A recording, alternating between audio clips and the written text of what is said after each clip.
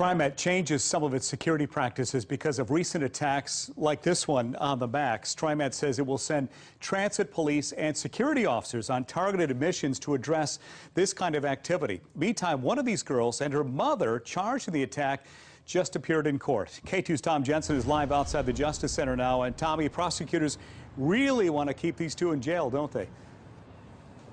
They really do. They argue that they're a threat to the community based on what went down.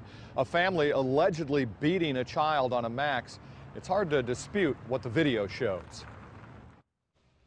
38-year-old Selena Harris covers her face as she stands before a judge. It's not her first time in jail or behind the glass at the Justice Center. She has a significant criminal history, is what Ms. Harris does, including 8 felonies and 9 misdemeanors. One of those convictions was an assault, but Harris now faces a charge of hindering prosecution. According to court records, Harris lied about where one of her minor daughters was, saying she wasn't at home. It goes on to state officers knew that was not true. Prosecutors say the teenager was at home with Harris, and undercover officers watched her exit the residence.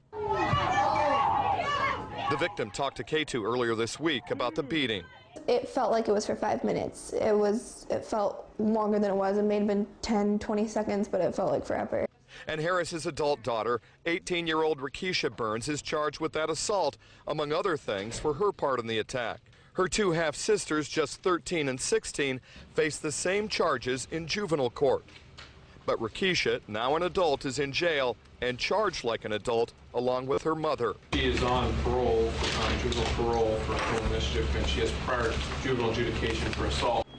In the courtroom, another daughter and family friend would not comment on the charges outside court, beyond saying Selena Harris is a good mother.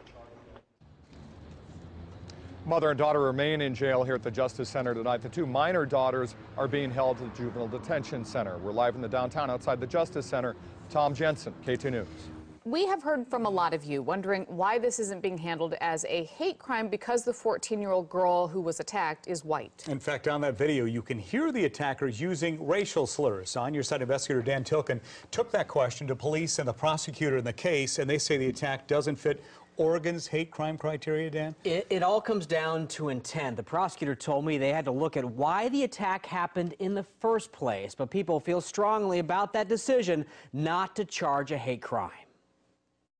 Should the Max beating of the 14-year-old girl be a hate crime? On Talk Radio with Lars Larson. This is a typical example of what I call reverse justice. She told us that these girls were shouting white girl at her. White girl's got an attitude. People were outraged at what happened and what was said to Carly Buckland. Saying like rude remarks towards me. The racial slurs are hard to pick up in the chaos,